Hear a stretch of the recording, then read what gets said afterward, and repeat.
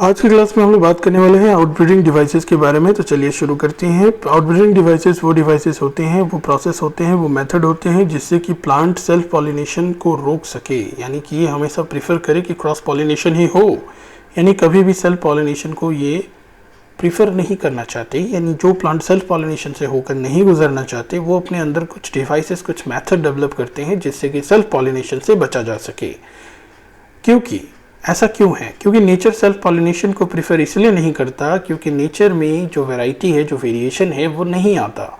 Self pollination varieties को नहीं ला पाता, इसलिए इसे हम लोग, इसके बार बार होते रहने से जो स्पीशीज़ है वो गायब भी हो सकती है, उसमें इनफर्टिलिटी डेवलप कर सकती है। इस घटना को हम लोग इनब्रीडिंग डिप्रेशन कहते हैं। यानी बार बार सेल्फ पॉलिनेशन अगर होता रहा तो उनमें इनब्रीडिंग डिप्रेशन हो जाएगा, यानी उनकी जो स्पीशीज़ है उनमें कुछ ऐसे न्यू जीन्स नहीं आने की वजह से उनमें डिट्यूरेशन शुरू हो जाएगा। आने वाले समय में वो नॉन फर्टाइल हो सकते हैं, वो एक्सटिंक्ट हो सकते हैं। इसे हम लोग इनब्रीडिंग डिप्रेशन कहते हैं। Flowering plant have developed many devices to discourage self pollination and to encourage cross pollination.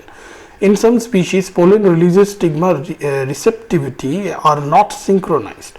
तो कुछ स्पीशीज ऐसे होते हैं जिसमें जो pollen release and stigma receptivity, यानी कि पोलन का रिलीज होना और स्टिग्मा का मेच्योर होना, पोलन को रिसीव करने के लिए, ये दोनों ही सिंक्रोनाइज्ड नहीं होते, यानी एक टाइम पर नहीं होते।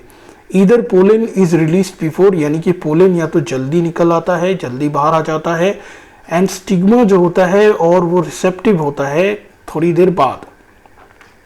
स्टिग्मा कभी कभी रिसेप्टिव पहले हो जाता है लेकिन पोलन रिलीज बाद में होता है। तो ये सारी बातें हैं, ये ध्यान में रखनी है, ये अक्सर देखने को मिलता है। In some species the anther and stigma placed at different position. कुछ फ्लावर में ऐसा डिजाइन अडॉप्ट किया हुआ है जिसमें कि स्टिग्मा एंड एंथर दोनों अलग अलग पोजीशंस पे बैठे हुए हैं, so that the pollen can not contact, जिसकी वजह से पोलन जा ही नहीं सकता स्टिग्मा के पास। अगर स्टिग्मा के पास नहीं गया तो पॉलिनेशन कैसे होगा? With some stigma of the same flower में ऐसे देखने को मिलता है। Both of these devices prevent autogamy. ये दोनों जो मेथड मैंने बताया, एक में टाइम अलग है मैचुरेशन का और एक में पोजीशन अलग है, स्टिग्मा एंड पोलन का। तो इस दोनों से ऑटोगैमी प्रिवेंट होती है, यानी एक ही फ्लावर में जो पॉलिनेशन होने की घटना है जिसे ऑटोगैमी कहते हैं वो प्रिवेंट होती है। थर्ड डिवाइस की बात करते हैं, थर्ड मेथड की बात कर लेते हैं। This is a genetic mechanism, it prevent self pollination from the same flower और other flower of the same plant. ठीक है, सेम फ्लावर से या फिर other flower of the same plant, यानी सेम प्लांट से पॉलिनेशन को ये रोकता है। From fertilising the ovule by inhibiting pollen germination and pollen tube growth on pistil. मान लो कि पोलन जैसे तैसे पहुंच गया स्टिग्मा पर, लेकिन स्टिग्मा अलाउ नहीं करेगा पोलन ट्यूब फॉर्मेशन को, तो ये थर्ड मेथड माना जाता है। ठीक है, यानी कि यहाँ पे एक इनकॉम्पैटिबिलिटी दिखाई देती है। इस चीज को हम लोग कहते हैं इनब्रीडिंग सेल्फ इनकॉम्पैटिबिलिटी, यानी कि स्टिग्मा ने अलाउ नहीं किया पोलन डेवलपमेंट को, यानी कि स्टिग्मा सेल्फ इनकॉम्पैटिबल है या पोलन सेल्फ इनकॉम्पैटिबल है उस फ्लावर के लिए। Another device to prevent self pollination is the production of unisexual flower. अगर कहीं पे यूनिसेक्सुअल फ्लावर होता है, एक फ्लावर में अगर मेल या फीमेल दोनों मौजूद नहीं है तो ऑटोगैमी हो ही नहीं सकती। तो both the mail and female flower present on the same plant,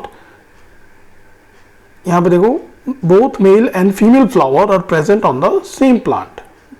same plant पर है लेकिन मेल फ्लावर अलग है, फीमेल फ्लावर अलग है ना। सच एज कैस्टर मेस, ये मोनोशियस माने जाते हैं और ये प्रिवेंट करते हैं ऑटोगैमी को, लेकिन गाइटोनोगैमी इनमें होता है। ये बात ध्यान देने वाली है क्योंकि प्लांट एक ही है, मेल फीमेल फ्लावर अलग अलग पोजीशन पे हैं।